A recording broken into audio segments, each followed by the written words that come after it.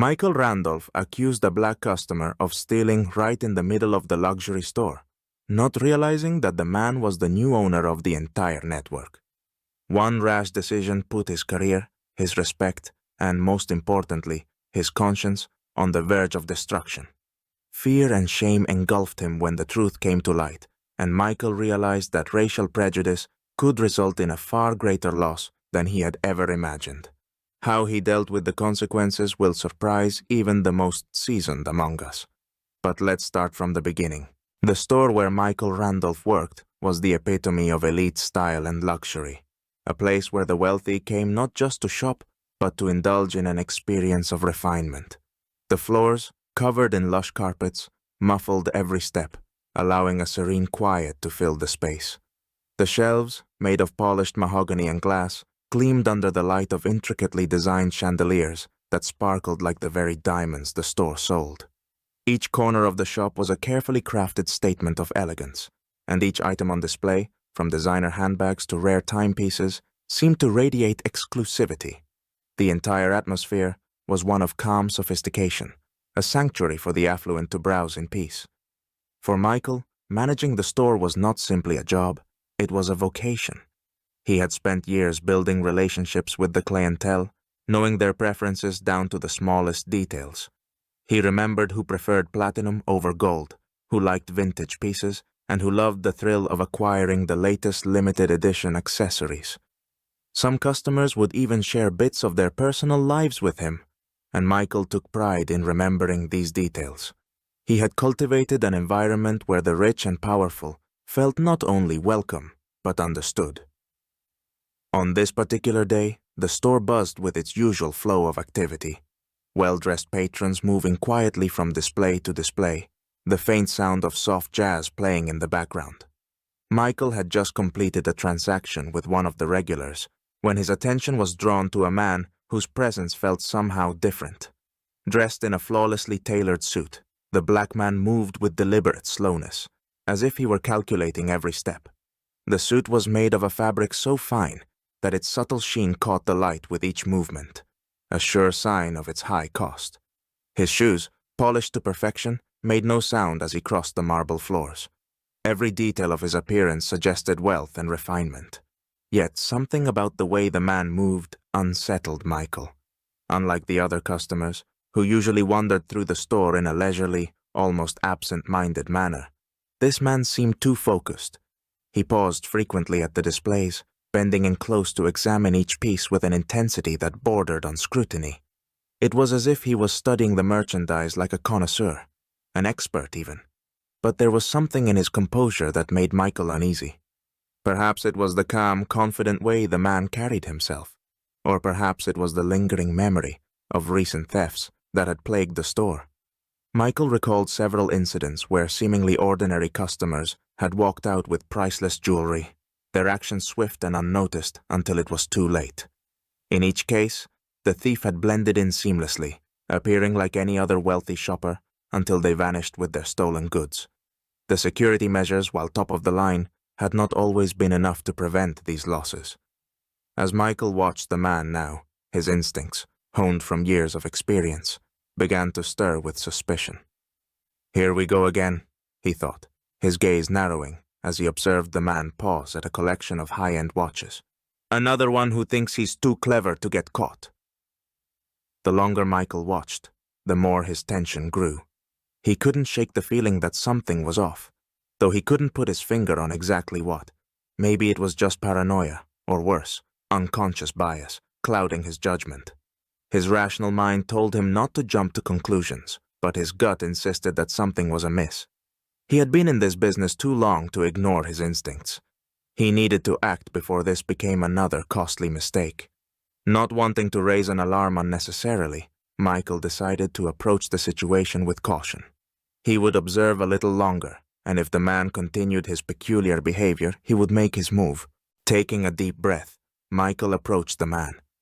Despite his internal tension, he tried to maintain a professional demeanor, but the irritation already rising inside him made his voice cold and formal.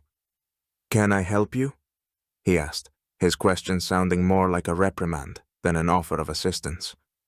The stranger slowly turned toward him, his face remaining calm and completely unfazed. His gaze was steady, and his voice was even, almost relaxed. "No, thank you. I'm just browsing," the man replied, turning back to the display of expensive watches. These words triggered a wave of discontent in Michael. He'd seen this kind of behavior before, calm but, in his opinion, deceptive. His experience told him that people like this knew exactly what they were doing, trying not to raise suspicion so they could pull off a theft at the last minute. Michael couldn't let himself be fooled. He lifted his chin, stepping forward, and his voice grew louder and harsher. "If you're not buying anything, I'm going to have to ask you to leave the store," he said, raising his tone to make it clear he wasn't wasting any more time on conversation.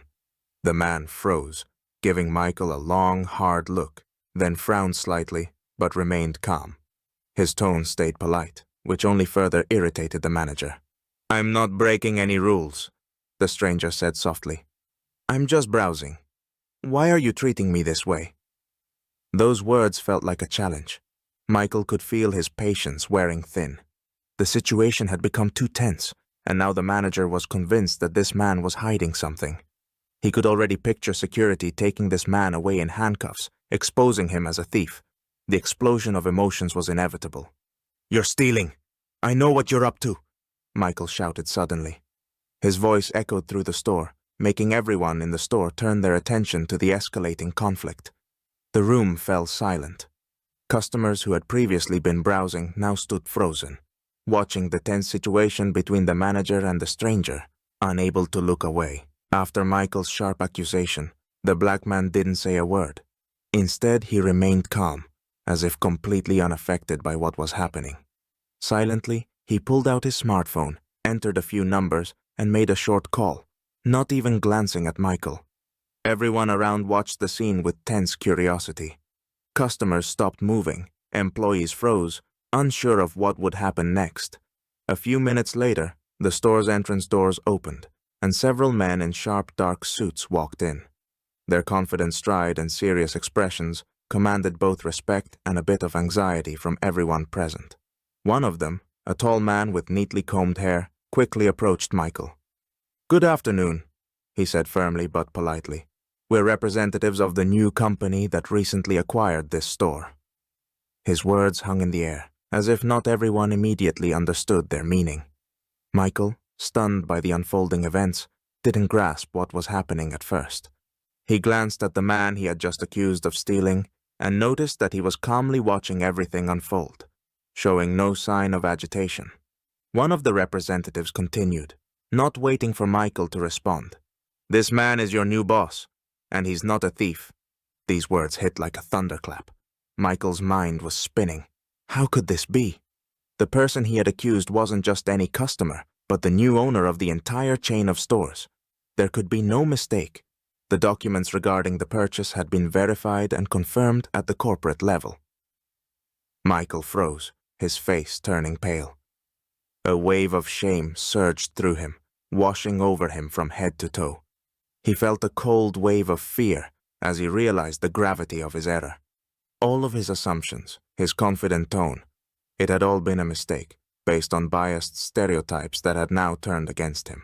Later, when the emotions had subsided somewhat, Michael found himself in the office, sitting across from his new boss, the very man he had recently humiliated by accusing him of theft.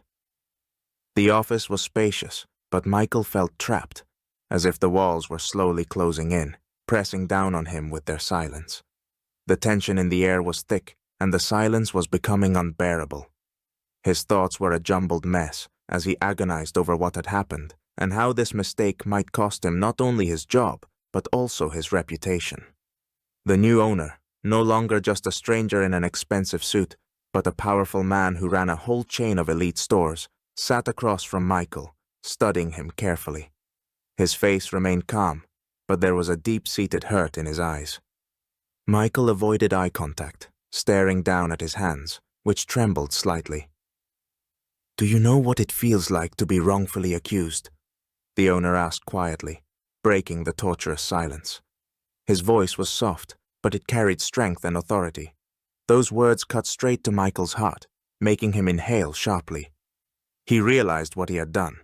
His accusation wasn't just a mistake, it was a projection of his own biases and racial stereotypes that he had unknowingly relied upon. The owner's gaze, piercing and unrelenting, didn't let go of Michael, making him feel even more uncomfortable. "Now you understand," the owner continued, "that racial prejudice can cost you dearly." His words were both an accusation and a lesson. Michael felt his face flush with shame. He realized that the man sitting before him could have demanded retribution and public humiliation. But instead, he was speaking of justice and consequences. "You're lucky I didn't sue you," the owner added, his voice still calm. "But your actions will have consequences." It was a warning, a chance to reflect on all of his actions and views. Michael felt a cold shiver run down his spine. His fear shifted to a heavy sense of realization about just how wrong he had been. Michael remained silent, not knowing what to say. There were no excuses in his mind that could lessen his guilt. He realized that this day had changed his life forever. All that remained was to acknowledge his mistake and learn from it. His boss could have fired him on the spot, ending his career, but instead, he had given him a chance. A chance not just to continue working, but to correct himself, to rethink his views. This experience became a life lesson for Michael, painful but necessary. He knew he would never make the same mistake again.